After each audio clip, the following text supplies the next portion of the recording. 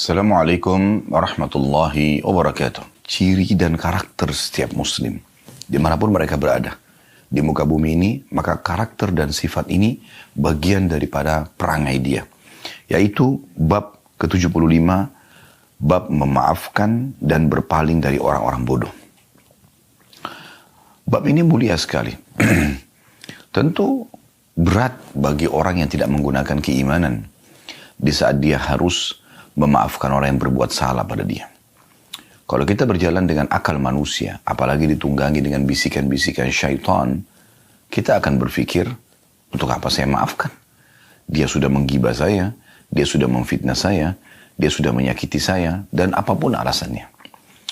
Namun Islam yang merupakan agama dari Sang Pencipta Allah Subhanahu wa taala dan satu-satunya agama yang Allah ridhoi, sebagaimana Allah jelaskan dalam surah Al-Maidah surah nomor 5 ayat 3, potongan ayat 3 yang bunyinya al-yawma akmaltu lakum dinakum, hari ini aku sempurnakan agama kalian, wa atmamtu alaikum ni'mati, dan aku sempurnakan juga nikmatku pada kalian, wa raditu lakumul islam madina, dan aku ridho Islam sebagai agama kalian.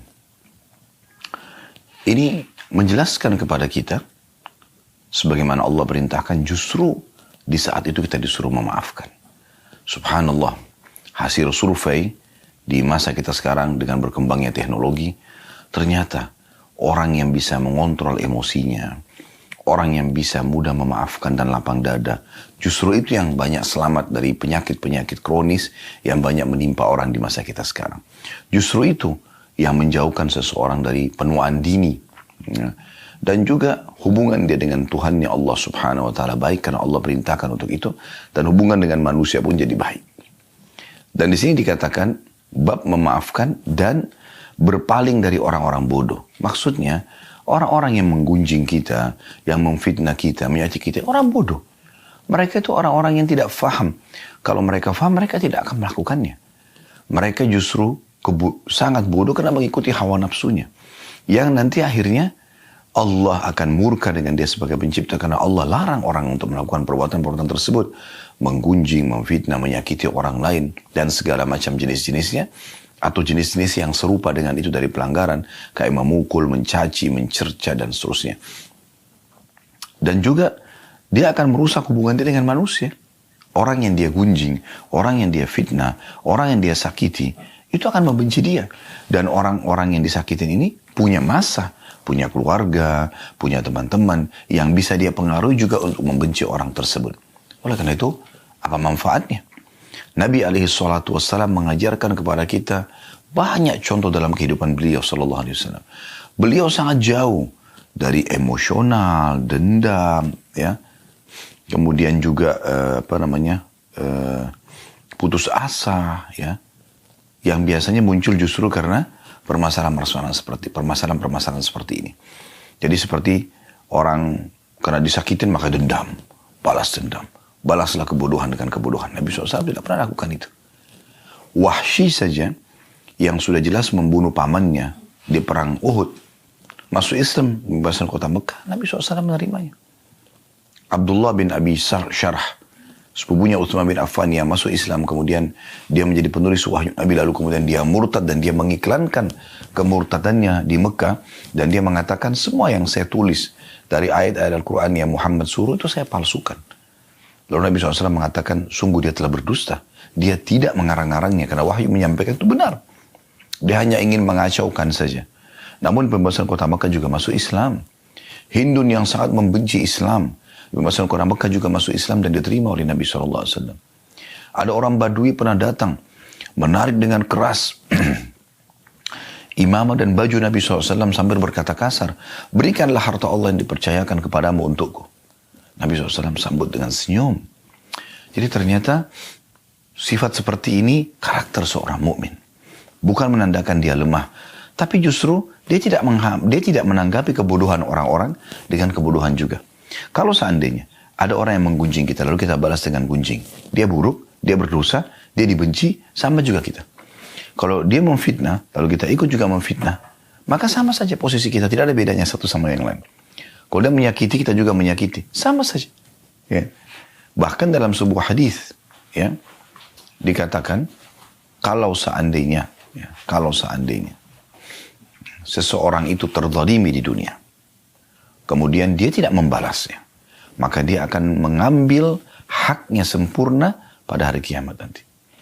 Kalau dia sempat membalas, maka Allah akan melihat kadar balasan dia. Apakah kadar balasan dia itu sesuai dengan serangan yang datang kepada dia? Kalau misalnya balance, berimbang, maka selesai, impas. Yang menzalimi tidak akan dituntut, yang juga terzalimi tidak akan dituntut karena sudah membalas di dunia. Tapi sebaliknya, kalau seandainya orang yang disakiti ini di dunia membalas lebih besar daripada serangan yang sampai kepadanya, misal si B menggunjing si A, lalu si A membalas dengan membunuh si B, kan membunuh lebih besar daripada menggunjing, maka pada hari kiamat dia justru yang akan dituntut oleh Allah karena hukuman yang diberikan kepada orang yang menyakiti dia itu lebih besar. Coba Anda bayangkan, artinya tidak ada sesuatu yang sia-sia. Kalau ada seseorang menyakiti Anda, justru itu aset amal jariah Anda. Mungkin dari situ Anda akan menambah derajat yang tinggi di surga. Ini judul babnya, bab yang mulia, bab memaafkan dan berpaling dari orang-orang bodoh.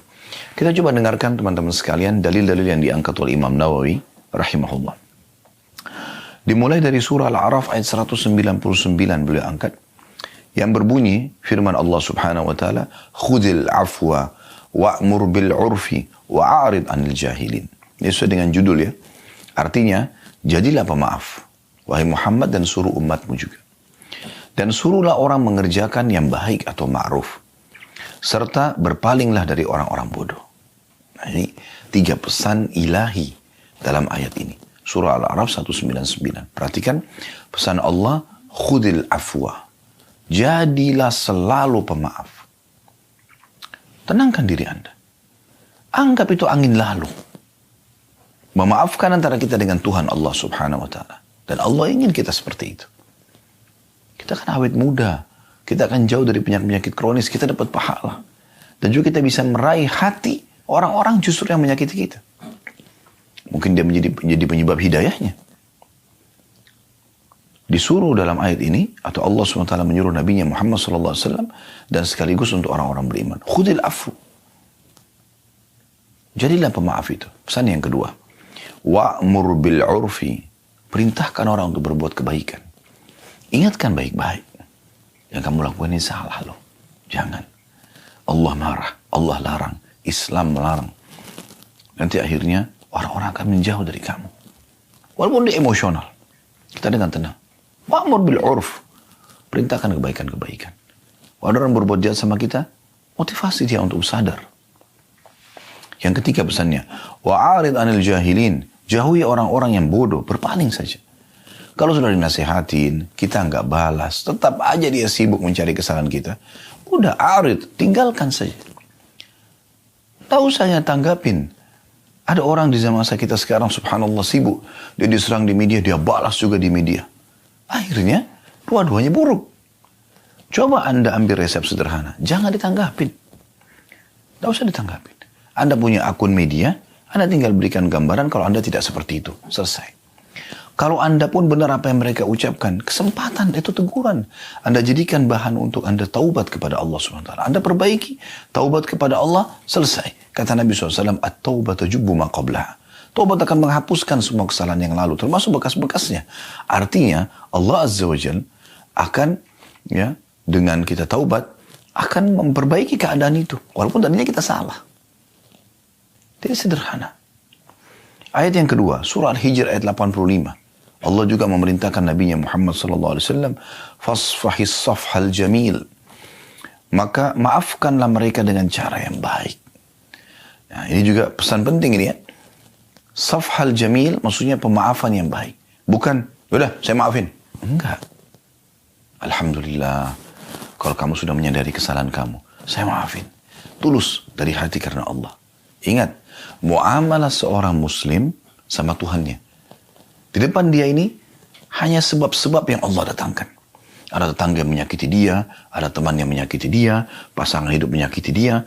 Allah mendatangkan mereka-mereka ini sebagai sebab. Seorang sahabiat Nabi di Mekah, pada saat lagi disiksa oleh orang-orang Quraisy dan dia kesakitan. Maka orang-orang Quraisy ada yang mengatakan, ya, sesungguhnya kami menyiksa kalian karena kalian berbeda dengan agama kami. Jawaban mereka sederhana. Ketahuilah, yang membuat kalian seperti ini, kata si muslimah, ya, adalah Allah. Allah sedang menguji iman kami.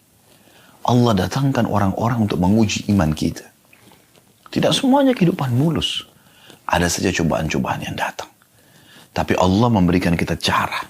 Fasfahis safal jamil. Ya. Maafkan dengan cara yang baik. Rangkul permintaan maaf.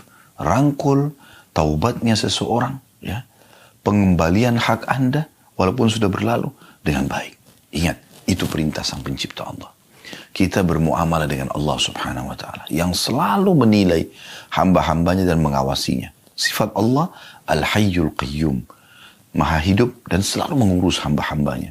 Raqib, sangat mengawasi dan teliti. Allah itu teliti sekali. Jangan khawatir atas balasan Allah Subhanahu wa ta'ala. Saya pernah menyampaikan kisah bagaimana Abdullah bin Abbas radhiyallahu anhu. Beliau pernah satu waktu menggunakan jubah baru lalu dicaci maki oleh seseorang. Tanpa sebab.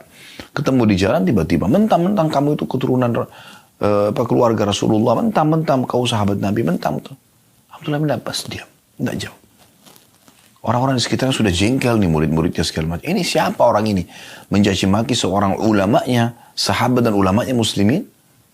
Keluarga Nabi SAW. Ini gak masuk akal. Tapi karena Abdullah bin Abbas diam, mereka juga diam. Setelah selesai, karena orang itu nggak ditanggapin, maka habis kosakata dia. Kapan pertengkaran dan keributan akan terus berlanjut kalau Anda tanggapin kan?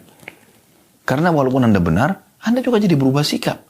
Tutur kata Anda tadinya benar, Anda jadi salah. Mata Anda tadinya syahdu menjadi melotot, tangan Anda jadi melayang, kaki Anda jadi melayang, hati Anda jadi panas, kan banyak efek-efek yang tidak baik. Abdullah bin Abbas dengan tenang lalu mengatakan, apa kau sudah selesai? Orang itu mengatakan iya. Abdullah bin Abbas radhiyallahu anhu mengetahui orang ini sebenarnya cemburu dengan jubahnya. Maka dia buka jubahnya lalu dia mengatakan, ambillah ini hadiah dari kami. Lalu dia bilang kepada murid-muridnya, beritahukan alamat kami kepada orang ini, mungkin dia butuh bantuan yang bisa kita bantu. Akhirnya orang itu sadar atas kesalahannya dan kemudian menjadi muridnya. Begitu luar biasanya. Anda masih ingat kasus seorang Arab Badui yang kencing di masjid? Bagaimana Nabi SAW tanggapi? Orang datang ke masjid, buka celana, lalu kencing. Ini bahasa begitu. Tiba di masjid, kencing. Dia udah kencing. Ya. Maka hampir semua sahabat berdiri ingin menghajar orang ini. Ingin menghukumnya. Nabi SAW memberikan isyarat agar mereka tenang. Ya. Kemudian, beliau cuma mengatakan, ambilkanlah satu bejana air. Kemudian tuangkan di tempat dia kencing. Artinya kan dia sudah kencing orang itu. Kemudian dalam riwayat lain kata Nabi SAW sambil mendekati orang tersebut, sungguhnya ini adalah rumah Allah. Tidak layak untuk perbuatan seperti ini. Apa kata orang tersebut? Ya Allah rahmatilah aku. Dan Muhammad dan jangan rahmati selain kami. Karena sentuhan yang luar biasa. Memang begitu seorang muslim menjadi seorang marketing. Produk yang kita tawarkan Islam. Produk yang kita tawarkan Islam. Kita sedang menawarkan Islam kepada orang lain. Menunjukkan bagaimana Islam itu secara akhlak, secara adab, ya, secara keyakinan atau akidah, hukum-hukum fikih yang diterapkan. Kita tunjukkan kepada mereka sehingga mereka bisa mendapatkan hidayah. Itu target kita. Islam tidak pernah mengajarkan pengikutnya, oh ini kafir, benci dia. Enggak, dakwahi dia. Lalu apa kata Allah dalam Al-Quran? Ud'u ila sabil rabbika bil hikmah. Dakwalah kamu. Yang didakwahi siapa? Orang yang masih bodoh kan? Orang yang masih salah kan? Orang yang melakukan pelanggaran kan? Allah mengatakan, berdakwalah hai Muhammad, ya, di jalan Tuhanmu. Bil hikmah, dengan bijaksana, dengan santun dan sopan. Ya. Wal mau'izatil hasanah, dan peringatan-peringatan yang baik. Sebelum Anda berikan ancaman orang kalau tinggalkan sholat akan dihukum begini dan begitu, Anda sampaikan dulu motivasi orang yang mengerjakan sholat. Dapat apa sih? Motivasi agar orang itu kalau jujur mendapatkan apa? Motivasi orang yang bersedekah dapat apa? Orang haji dan umrah dapat apa? Jangan langsung masuk ke ancaman. Targib dulu. Tarik orang untuk bisa masuk mendengarkan dan menerima agama ini. Baru kemudian Anda ya masuk dalam tarhib ancaman kalau orang itu sudah tidak mau dengar. Sudah begitu perintah. Ya. Jadi Allah subhanahu wa ta'ala memerintahkan kita agar seperti itu, berbuat baik. Mendakwahi mereka. Lalu Allah mengatakan, wajadilhum billatihi ahsan. Dan kalaupun kau berdebat, berdebat dengan cara yang baik. Tetap baik. Bukan cuma itu teman-teman sekalian, kita disuruh berbuat baik di kancah peperangan, di kancah jihad. Musuh sudah keluar dengan senjata. Kata Nabi SAW, kalau kalian harus membunuh, bunuhlah dengan cara yang santun. Bagaimana bunuh santun? Orang main tebas leher, orang main potong, tusuk badan. Tapi maksudnya adalah kalau harus membunuh-bunuh, setelah itu tidak ada mutilasi. Kata Nabi SAW, jangan membakar, karena yang boleh membakar hanya pemilik api itu, Allah Azza wa Jalla. Gak boleh, gitu kan? Begitu luar biasa. Dan kata Nabi SAW, dan juga kalau kalian sembelih-sembelihlah dengan cara yang baik. Tajamkan pisau kalian, buatlah tenang hewan sembelihan kalian. Hewan, bentar lagi juga dipotong, dimakan dagingnya. Tapi disuruh berbuat baik. Pernah ada seorang sahabat mau menyembelih dombanya, ditidurkan di tanah. Lalu kemudian perutnya diinjak domba itu. Lalu dia asap pisaunya sambil domba itu melihatnya. Kata Nabi SAW, apa kau ingin membunuhnya 2 kali? Kenapa kau enggak lakukan sebelumnya? Kenapa tidak asap pisau di tempat lain? Jangan perlihatkan kepada dia. Efek-efeknya banyak. Karena dia stres, hewan itu bisa berontak dan lari, atau melawan, atau bahkan bisa membuat dagingnya jadi keras. Itu efek, ya. Beda sekali dengan hewan sembelihan yang kita buat tenang. Nah, itu contoh. Pada hewan pun seperti itu. Umar bin Khattab radhiyallahu anhu pernah dikirim surat oleh Amr bin As dari Mesir. Pada saat Mesir sudah ditaklukkan, ada jalur air yang ingin dibuat oleh Amr bin As dari Sungai Nil menuju ke masyarakat Mesir, supaya masyarakat Kairo tepatnya, supaya air lebih gampang mereka raih daripada mereka harus menuju ke Sungai Nil. Maka beliau nyurat kepada Umar bin Khattab minta izin. Apa jawaban Umar radhiyallahu anhu?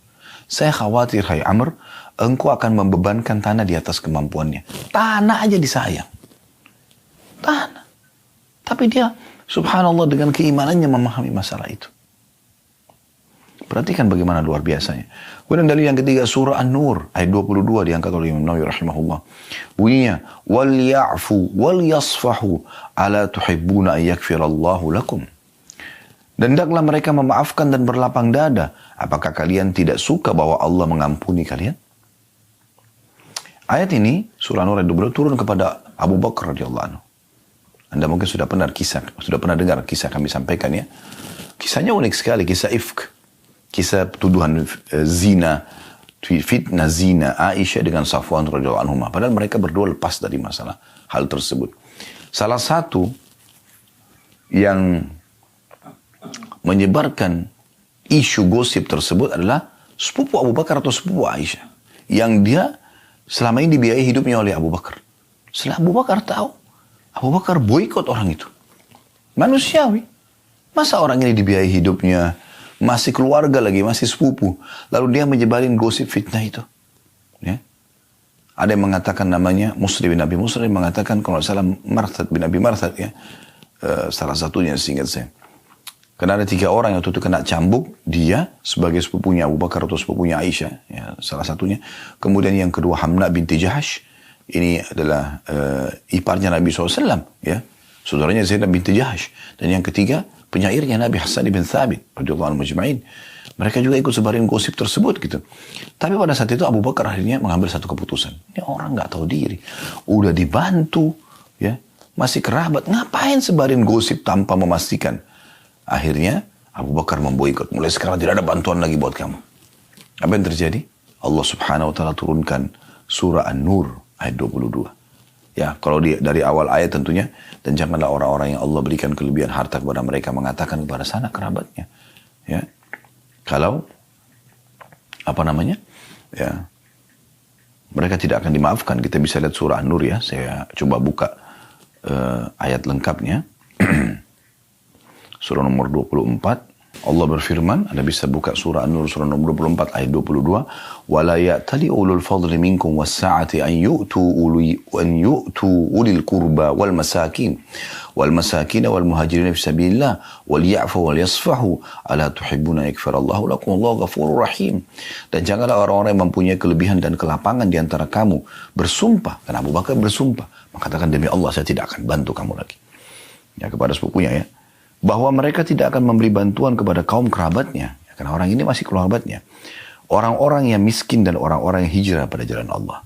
Dan hendaklah mereka memaafkan dan berlapang dada. Coba bayangkan, anaknya sudah digosipin fitnah, menjadi sumber gosip yang sangat besar pada saat itu di kota Madinah. Istri Nabi selingkuh.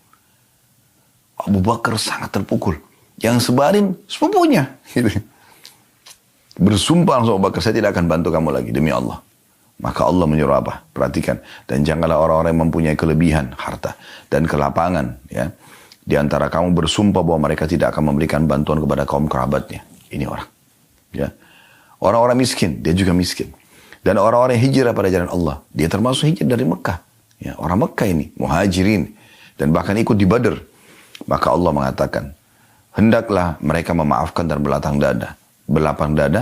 Apakah kamu tidak ingin bahwa Allah mengampunimu? Dan Allah maha pengampun lagi maha penyayang. Ya. Subhanallah.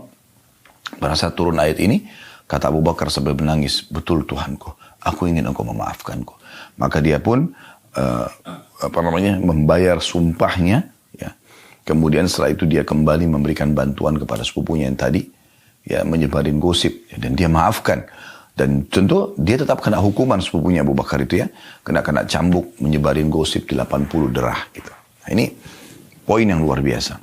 Kemudian selanjutnya teman-teman sekalian, surah Ali Imran ayat 134 yang diangkat oleh beliau, yang bunyinya wal afina 'anil nas wallahu yuhibbul muhsinin, dan orang-orang yang suka memaafkan kesalahan orang lain, dan Allah mencintai orang-orang yang berbuat kebaikan. Ya.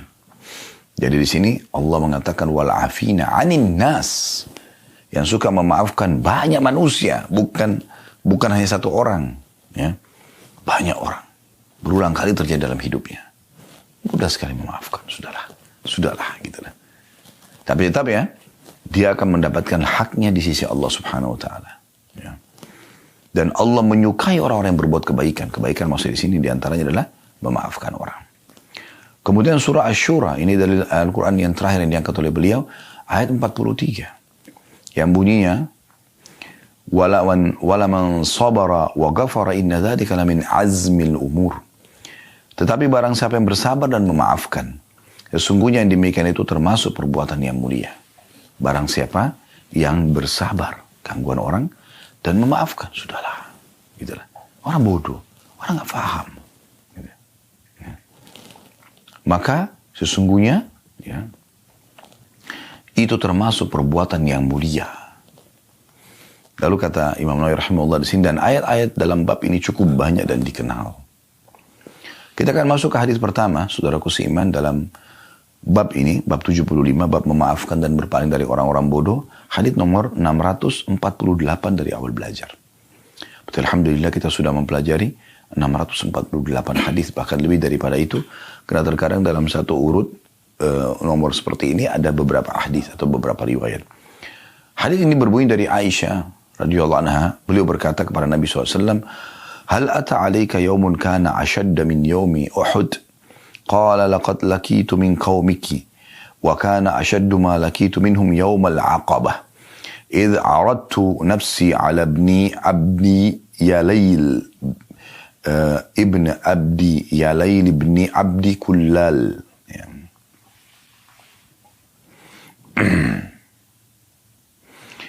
Falam yujibni ila ma aradtu fantalaqtu wa ana mahmumun ala wajhi falam astafiq illa wa ana biqarni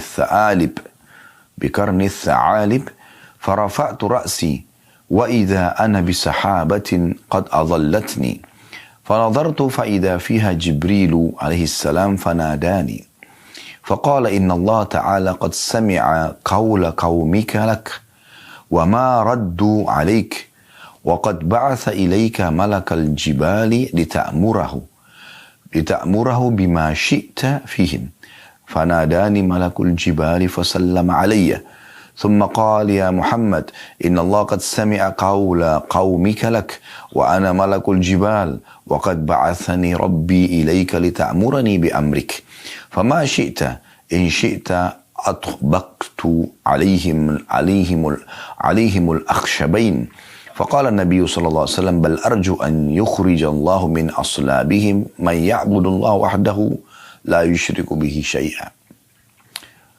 Kata Aisyah radhiyallahu anha, mohon maaf.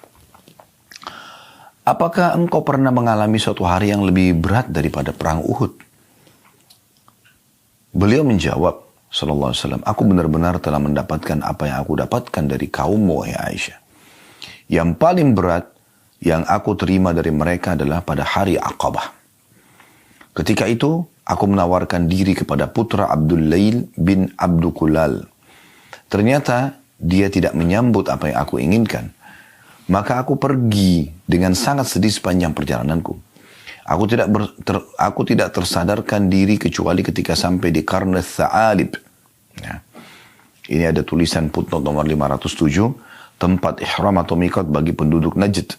Juga disebut Qarnul Manazil, ya, yang berjarak sehari semalam dari kota Mekah. Aku angkat kepalaku, ternyata ada awan yang menaungiku.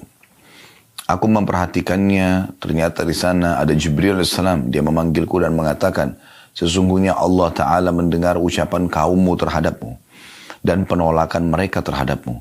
Dia, Allah, mengirim malaikat penjaga gunung kepadamu agar kamu memerintahkannya untuk melakukan apa saja yang kamu kehendaki terhadap mereka.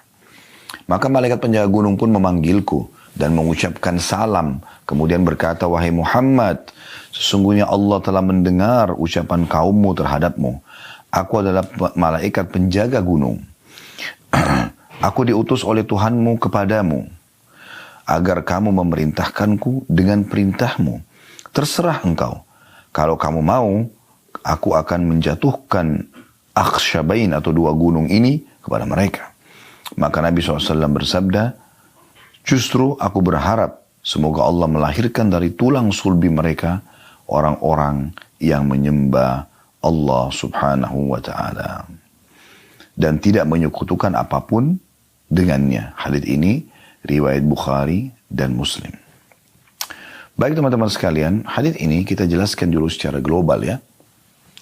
Hadits ini memberikan gambaran kepada kita bahwasanya di pandangan para sahabat, memang yang kejadian Uhud ya, pada saat Nabi SAW memerintahkan agar 50 pemanah tidak boleh turun dari bukit pemanah, dan ternyata ada 43 orang yang memaksakan diri untuk turun dan hanya melanggar perintah Nabi SAW, dan karena itu sebabnya pasukan muslimin terpukul mundur dan banyak korban, termasuk korban adalah paman kandung beliau yang sangat beliau cintai, yaitu Hamzah radhiyallahu anhu ajma'in.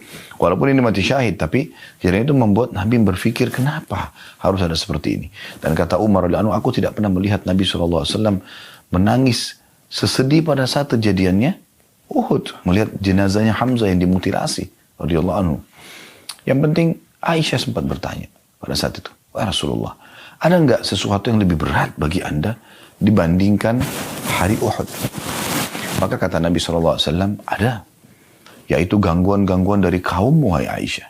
Kaum di sini maksudnya adalah penduduk Mekah dan sekitarnya. Terutama pada saat aku di hari Aqabah. Aqabah ini letter-letternya adalah sebuah bukit yang tinggi yang bisa dinaikin ya. Dan ini digunakan juga istilah Aqabah di tempat jumrah. Nah, biasanya di musim haji Nabi SAW menggunakan kesempatan untuk mendakwahi orang-orang gitu, ya. Tapi ternyata penolakan terjadi. Lalu Nabi SAW mengambil inisiatif, berpikir, apa ini jalan keluarnya? Lalu Nabi SAW melihat kota terdekat dengan Mekah adalah Taif.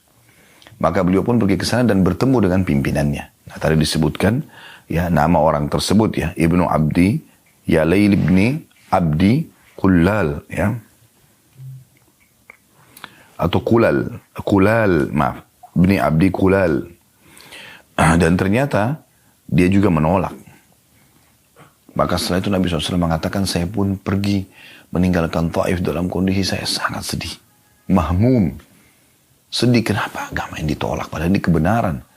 Nabi SAW tidak ingin kerajaan mereka, tidak ingin apapun dari mereka. Cuma ingin mereka menyembah Allah dan tidak menyekutukannya sedikit pun. Maka dalam kondisi seperti itu, beliau mengatakan, saya terus berjalan tanpa saya sadari saya sudah sampai di Qarnu Tha'alib atau Qarnul Manazil. Wilayah Najd tadi sudah disebutkan, perjalanan sehari semalam dari Mekah. Jauh, jalan kaki ya. Maka Nabi SAW pada saat tiba di sana, tiba-tiba dia mendengarkan suara dari atas langit memanggil, ternyata itu adalah Jibril AS. Dan Jibril mengatakan, sungguh Tuhan Muhammad telah mendengar apa yang kamu ucapkan. Dan diutus denganku, malaikat khusus mengurus seluruh gunung di muka bumi ini. Maka malaikat itu pun mengucapkan salam kepadaku, kata Nabi SAW, lalu kemudian mengatakan, hai Muhammad, Allah Tuhanmu telah mendengarkan gangguan kaummu kepadamu, penolakan mereka. Dan kalau kau ingin, perintahkan saja. Aku diutusin khusus untuk mendengar titahmu apa. Suruh hukum mereka seperti apa, saya akan lakukan. Kalau kau ingin, saya akan mengambil 2 gunung Akhshabain, kemudian saya satukan supaya hancur mereka semuanya. Ada khilaf di antara ulama tentang masalah makna Akhshabain. Apakah gunung itu adalah gunung yang ada di Mekah saja, sehingga 2 gunung itu disatukan dan penduduk Mekah akhirnya kena hukuman pada saat itu, atau Akhshabain ini bisa juga gunung di Mekah sama di Taif. Jadi 2 kota ini hilang dari sejarah manusia. Dalam beberapa buku sejarah saya pernah temukan, dalam beberapa athar disebutkan juga ya, riwayat, bahwasanya Jibril mengatakan, kalau kau terima ini, maka akan mereka dihancurkan dan dakwamu akan menyebar. Atau kalau kau bersabar, maka juga dakwamu akan diterima, akan menyebar. Maka Nabi SAW mengucapkan kata-kata yang tadi sudah kita sebutkan dalam akhir riwayat ini, sesungguhnya aku akan bersabar. Dan aku berharap dari tulang sulbi mereka nanti, maksudnya keturunan mereka, keluar orang yang beriman kepada Allah dan tidak melakukan kesyirikan. Dan subhanallah, doa Nabi SAW ini mustajab. Ya, harapan beliau mustajab. Keluar dari kota Taif, seorang perawi hadis yang paling banyak menyampaikan hadis dari kalangan laki-laki, Abdurrahman ibn Sakhr radhiyallahu anhu, atau julukannya Abu Hurairah atau Abu Hir. Dan keluar dari penduduk Mekah, dari As bin Wa'il, ada Amr bin As. As bin Wa'il orang yang sangat benci Islam, tapi Amr bin As masuk Islam.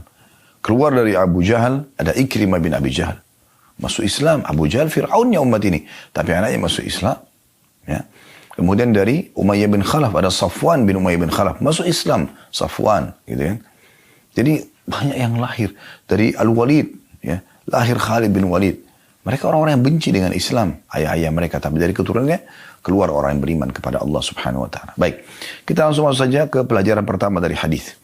Pelajaran pertama, bahwasanya setiap orang beriman pasti akan diuji. Tidak ada orang beriman tidak diuji. Bahkan dalam sebuah hadis kata Nabi SAW, idza ahabba Allah 'abdan ibtalah. Kalau Allah cinta seorang hamba, Allah akan uji dia. Lalu apa manfaatnya Ustaz orang diuji? Kan gak enak orang terganggu. Baik, tujuannya banyak, hikmahnya banyak. Di antaranya adalah Anda akan menyadari kalau Anda punya Tuhan.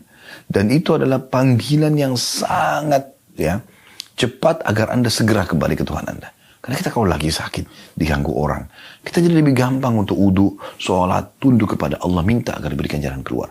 Itu tidak bisa kita dapatkan kalau lagi tidak ada masalah. Sulit sekali. Saya pernah hadapin masalah, mudah sekali kita netesin air mata kalau kita sedang hadapi masalah dan kita berdoa kepada Allah.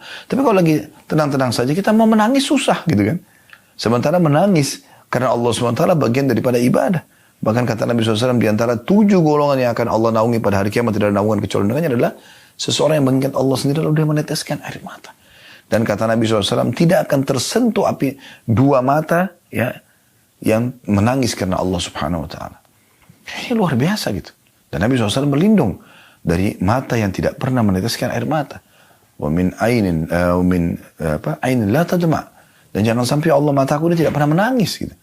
Itu subhanallah, kalau ada masalah kita bisa rasakan dan mendapatkan itu. Kenikmatan yang mahal sekali. Jadi kita tahu kita punya Tuhan dan akhirnya kita kembali kepadanya. Pelajaran yang lain, Anda jadi meringkas umur Anda di atas ketaatan.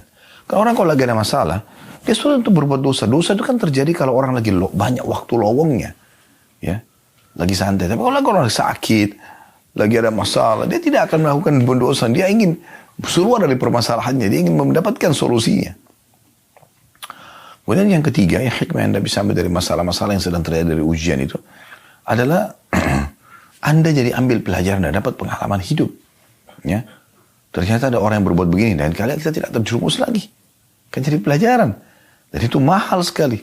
Tidak selamanya pelajaran itu teori, tapi bisa praktek lapangan. Kan gitu. Supaya Anda tidak jatuh di lubang 2 kali sebagaimana sabda Nabi SAW. Jadi banyak faedah yang bisa kita ambil. Ini yang pertama. Faedah kedua dari hadis. Ya. Dan itu tentu di sini diambil bagaimana Nabi SAW aja diuji. Ya. Faedah yang kedua dari hadis, dakwah itu tidak selamanya diterima. Ada dakwah yang kita sampaikan diterima, ada dakwah tidak diterima. Itu umum. Tergantung hidayah dari Allah Subhanahu wa taala. Tapi tugas kita menyampaikan. Saya hanya bisa menyampaikan seperti ini kepada Bapak Ibu sekalian. Saya nggak bisa paksakan. Anda mau dengar, alhamdulillah. Anda mau ambil ilmunya, alhamdulillah. Itu manfaat buat Anda. Dan saya juga senang. Karena saya bisa mendapatkan pahala dari situ. Tapi kalau Anda tidak mau, saya nggak mungkin paksakan. Gitu kan? Tugas kita hanya menyampaikan. Semua nabi-nabi menyampaikan dan diceritakan dalam Al-Quran. Mereka hanya balagul mubin. Menyampaikan saja. Dengan kejelasan. Selebihnya orang terima, tidak ada masalah. Itu hak mereka. Ya. Jadi dakwah itu tugasnya hanya menyampaikan. Bukan penerimaan. Penyampaian. Kalau Anda berdakwah targetnya penerimaan. Kalau orang tidak terima, Anda jengkel. Tapi kalau Anda penyampaiannya, Anda tujuannya berdakwah untuk penyampaian informasi, maka sudah cukup. Dan ini karunia dari Allah Subhanahu wa taala kepada kita sehingga kita nggak harus memaksa orang atau sampai orang itu dapat hidayah. Mohon maaf. Kemudian pelajaran yang ketiga yang bisa kita ambil tentunya ya dari masalah ini, bagaimana orang mukmin beriman kepada adanya malaikat. Adanya malaikat. Ya. Malaikat ini makhluk Allah SWT dan rukun iman kita yang kedua, mereka ada. Dan semua ini yang kita bisa lihat, pergantian siang malam, ya, fenomena setiap hari bisa kita lihat. Musim yang berganti, ya. Di Indonesia sekarang musim hujan, di Turki sekarang musim dingin dan ada salju, gitu kan. Musim-musim pasti ada yang atur, nggak mungkin. Hujan itu datang satu tempat, turun hujan. Kemudian itu berhenti. Siapa yang mengatur kadarnya? Allah SWT menentukan, tapi Allah suruh malaikat yang mengatur dan menjalankan semua itu. Populasi manusia, hewan-hewan, segala macam hal diatur oleh malaikat. Termasuk gunung-gunung. Ya. Di sini disebutkan ada malaikat penjaga gunung. Dan dia diperintahkan khusus ya, oleh Allah SWT untuk menghukum orang-orang yang menolak dakwah Nabi SAW. Pelajaran keempat, lembutnya hati Nabi SAW, baiknya akhlaknya, ya, dan pemaafnya beliau. Ini saksi bahasan. Bagaimana beliau sudah disakitin, ditolak dakwanya, sakit hati, mahmum, merasa sedih, ditolak dakwanya. Bahkan dalam beberapa buku sirah disebutkan, buku sejarah, kalau pada saat ditolak dakwah beliau SAW di Taif, itu dilempari dengan batu. Setiap kali beliau jalan, kaki yang diangkat dilemparin batu. Ya, jadi berdarah. Keluar dari kota Taif, ditutup pintu gerbang, seperti orang terusir, ditolak. Tapi beliau masih berharap hidayah sampai kepada mereka. Karena bagi beliau ini adalah orang-orang yang bodoh, belum faham. Begitu mulianya akhlak Nabi SAW. Ini luar biasa. Gitu kan? Yang kelima, bagaimana seseorang itu dianjurkan agar selalu mendahulukan doa yang baik. Jangan ucapkan yang buruk. Mulai dari diri kita sendiri. Diri kita sendiri. Ya Allah, berikan aku hidayah. Ya Allah, mudahkan aku supaya beribadah kepadamu. Ya Allah, jauhkan dariku sifat ini misalnya. Selalu ucapkan yang baik kepada istri, kepada suami. Semoga Allah berikan hidayah. Semoga Allah mudahkan. Semoga Allah begini dan begitu. Kepada anak-anak. Jangan selalu nakal-nakal. Anak-anak aktif. Jangan selalu nakal. Kepada kendaraan kita, kepada harta kita. Kata Nabi SAW, jangan ucapkan perkataan buruk buat diri kalian, harta kalian dan keluarga kalian, sehingga malaikat lewat mengaminkan dan terjadi. Jangan. Ini penting untuk digarisbawahi. Dan ini diambil dari potongan terakhir dari hadis. Bagaimana Nabi SAW mendoakan agar mereka dapat hidayah. Mereka dapat hidayah. Ini penting. Ya. Baik, kita masuk hadis kedua dalam bab ini. Hadis nomor 649. Dari Aisyah radhiyallahu anha, beliau berkata, "Ma daraba Rasulullah sallallahu alaihi wasallam syai'an qattun biyadihi, wala imra'atan wala khadiman illa an yujahida fi sabilillah, wa ma nila minhu syai'un qattun fayantaqimu min sahibihi illa an yuntahaka syai'un min maharimillahi ta'ala fayantaqimu lillahi ta'ala." Dari sini riwayat Muslim. Terjemahannya kata Aisyah radhiyallahu anha, istri Nabi SAW, istri paling tahu tentang keadaan suami, suami paling tahu tentang keadaan istri. Bagaimana informasi dari seorang istri yang mulia ini? Dia mengatakan Rasulullah SAW tidak pernah memukul sesuatu pun dengan tangannya. Tangan gak pernah mukul. Berapa banyak orang yang melanggar masalah ini? Pukul istrinya, pukul suaminya, pukul anaknya, ya, pukul temannya, jagoan. Rasulullah SAW tidak pernah tunjukkan itu. Tidak pernah memukul istri ataupun pembantu. Kecuali jika beliau berjihad di jalan Allah, berperang. Ada musuh yang harus dipukul, ya. Dan beliau tidak pernah diganggu sedikit pun. Kemudian menuntut balas terhadap pelakunya. Kecuali jika ada sesuatu dari perkara yang diharamkan oleh Allah Ta'ala dilanggar, maka beliau menuntut balas untuk Allah Ta'ala. Nah, ini luar biasa. Ya, luar biasa. Semoga Allah mudahkan kita memiliki akhlak seperti ini. Ini akhlak mulia utusan Allah Subhanahu Wa Ta'ala. Ya, makanya banyak sekali musuh-musuh Nabi SAW justru tunduk akhirnya dan masuk Islam. Ya, sampai ada di antara mereka ya, yang mengucapkan dulu, hai Muhammad, engkau orang yang paling aku benci. Sekarang setelah masuk Islam, engkau orang yang aku cintai. Negeri yang paling aku benci, sekarang negeri yang paling aku cintai. Itu luar biasa. Kepala suku Hanif pada saat itu masuk Islam. Dan akhirnya dia ucapkan kata-kata itu. Karena baiknya akhlak Nabi SAW. Kita ambil pelajaran langsung dari hadis. Hadis yang pertama, tidak bolehnya seseorang selalu memukul, mendahulukan pukulan pada pembantu, pada istri. Di sini disebutkan istri karena biasanya laki-laki kan merasa punya power, dia main pukul. Pukul itu hanya membekaskan. Sakit hati dan tidak enak. Bermuamalah pun tidak enak. Bagaimana Anda pukul istri Anda, terus kemudian setelah itu Anda tiduri atau gauli dia malam harinya. Gimana bisa? Cukup kata-kata. Ucapkan. Biasakan dalam rumah tangga itu ucapan yang baik. Pembantu pun begitu. Ya. Apakah tidak boleh memukul sama sekali? Tentu. Ada dalam surah An-Nisa disebutkan. Kalau wanita nusyuz, membangkang. Apa itu membangkang? Tidak mau menjalankan apa yang Allah perintahkan pada dia. Kamu tutup aurat, gak mau sholat. Gak mau melayani suami tanpa udzur. Anda sudah nasihati berapa kali tidak mau. Anda boleh pukul, tapi pukulan pun apa kata ulama tafsir? Ya, yang Allah mengatakan dalam surah An-Nisa, wallati takhafuna nusyuduhunna fa'iduhunna wahjuruhunna fil madaji wadribuhun. Dan wanita yang kalian khawatirkan nusyudnya, maka ingatkan dengan baik-baik. Kalau tidak, boikot mereka di ranjang. Kalau tidak, pukul mereka. Ya. Fa in ata'nakum fala tabghu 'alaihinna sabila, tapi kalau mereka sudah patuh jangan kalian cari-cari kesalahannya. Itu kan ada dalam surah An-Nisa. Tapi di sini pukulannya kata ulama, kalaupun memukul darbatun ghairu mubarrah, pukulan yang tidak boleh berbekas. Dan kata Nabi SAW, hindari wajah, kayu siwak, ya, gunakan tangan, ingatkan seperti itu. Tidak boleh lebih daripada itu. Bahkan kalau Anda hindari jauh lebih baik.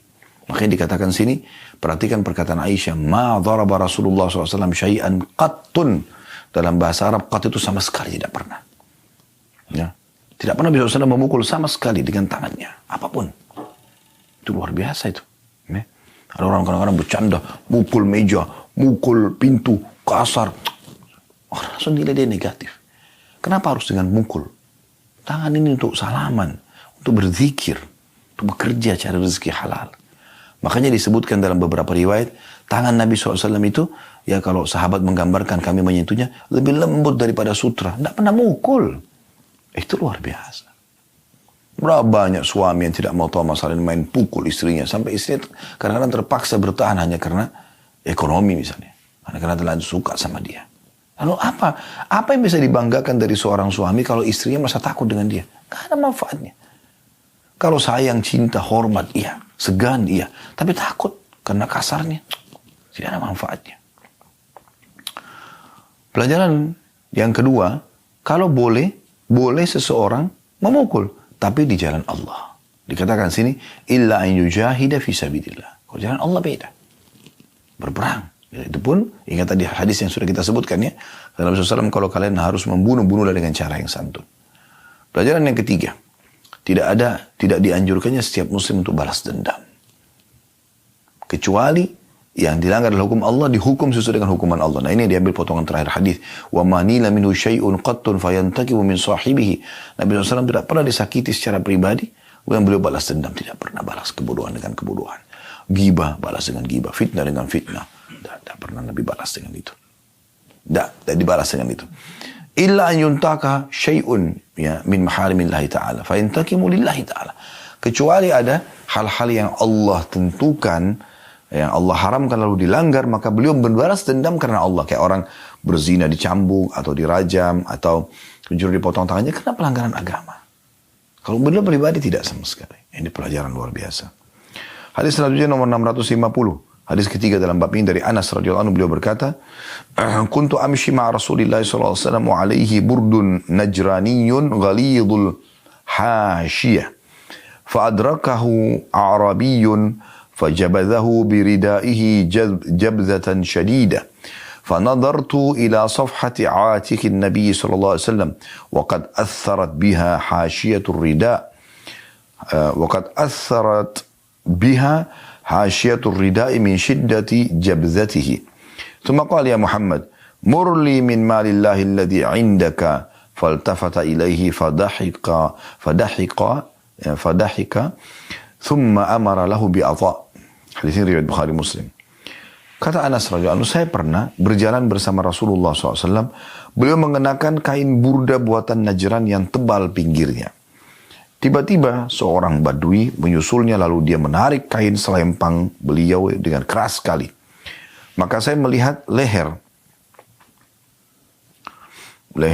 dan pundak, ya, maksud di sini. Saya melihat ke arah leher dan pundak Nabi. Ternyata pinggiran kain itu meninggalkan bekas padanya karena ditarik dengan keras. Kemudian orang itu berkata dengan kasar, "Wahai Muhammad, berilah aku dari harta Allah yang ada padamu."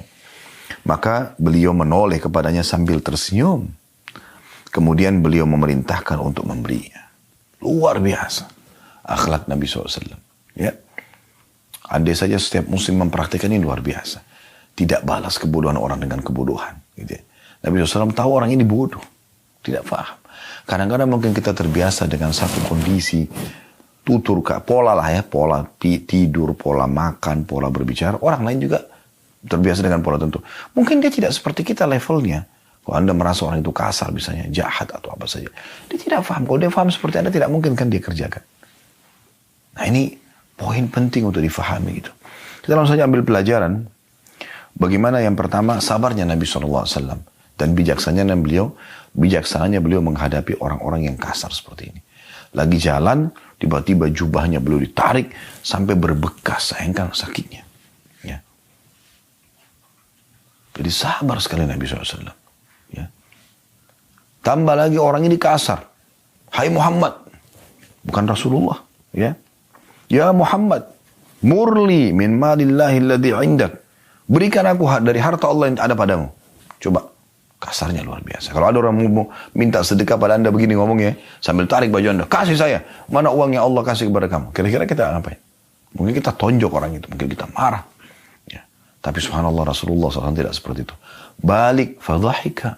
Maka Nabi SAW senyum, tertawa. Lalu menyuruh orang itu diberikan. Oh, luar biasa akhlaknya Nabi SAW. Ya. Jadi sabarnya Nabi SAW pelajaran pertama. Pelajaran yang kedua adalah pentingnya seseorang itu menghadapi masalah-masalah dalam kehidupannya dengan bijaksana. Dengan tidak membalas kebodohan dengan kebodohan. Ya. Kemudian kita tutup dengan dua buah hadis terakhir. Hadis nomor 651 berbunyi dari Ibnu Mas'ud radhiyallahu anhu, beliau berkata, "Ka'anni anzuru ila Rasulillah sallallahu alaihi wasallam yahki nabiyyan minal anbiya salawatullahi wa salamu alaihim. Darabahu qaumuhu fa'admauhu. وهو يمسح الدم عن وجهه ويقول اللهم اغفر لقومي فإنهم لا يعلمون." Hadis ini riwayat Bukhari Muslim. Seakan-akan saya masih dapat melihat Rasulullah SAW ketika beliau sudah menceritakan seorang nabi dari para nabi-nabi. Dia dipukul oleh kaumnya hingga berdarah. Dan dia menyeka darah dari wajahnya. Seraya berdoa, "Ya Allah ampunilah kaumku karena sungguhnya mereka tidak mengetahui." Nah ini akhlak para nabi-nabi teman-teman sekalian. Bagaimana mereka subhanallah ya selalu saja mendahulukan agar hidayah dapat atau sampai kepada orang. Dan diikuti dengan kekuatan tauhid yang luar biasa, keyakinan luar biasa bahwasanya Allah melihat, Allah mengawasi. Tidak akan sampai kepada kita gangguan apapun kecuali memang dalam bentuk ujian dari Allah. Tidak akan sampai nikmat apapun pada kita kecuali Allah yang mengizinkannya. Semua di sekitar kita ini cuma sebab. Bukan mereka intinya. Anda banyak, terima kasih Pak, terima kasih Bu. Karena sudah memberikan kepada Anda bantuan. Subhanallah, Anda lupa kepada Tuhan yang menciptakan mereka dan yang menggerakkan hati mereka untuk itu. Anda sibuk mengkantor sana sini serangan orang. Anda lupa sebenarnya sumber masalahnya adalah hubungan Anda sama Tuhan Anda rusak. Kenapa Anda tidak introspeksi diri, muhasabah? Sehingga Anda wudu, salat taubat, mohon kepada Allah, kalau ini dosa ya Allah, hilangkan. Itu. Pelajaran pertama dari hadis, bagaimana akhlak para nabi-nabi dan sabarnya mereka dalam menghadapi kaumnya, walaupun kaumnya ada yang kasar. Padahal semua nabi-nabi itu diberikan kekuatan 10 orang laki-laki.